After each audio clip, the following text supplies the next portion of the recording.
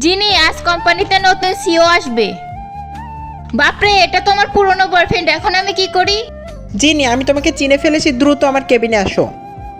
Sir, আমি চলে এসেছি। আমাকে নতুন সিওর রূপে দেখে তোমার কেমন লেগেছে? আমার কাছে তোমার জন্য কিছু কাজ আছে, যাও আর বিগত 2 বছরের ইম্পোর্ট এক্সপোর্টের তারিখ লিখে নিয়ে আসো। আমার সাথে এরকমটা করতে পারো না। ভুলে যেও না আমি সিও। এই শয়তান আগে যেমন ছিল এখনো তেমনই আছে। এই রেকর্ড একত্রে করতে কখনো এই বিল্ডিং কখনো ওই বিল্ডিং, আমার জীবনটা একদম তেজপাতা হয়ে যাচ্ছে। এক সময় তো আমি পুরো মাথা ঘুরে পড়েই যাই, তখন আমাকে প্রিন্স কোলে করে ঘরে নিয়ে আসে।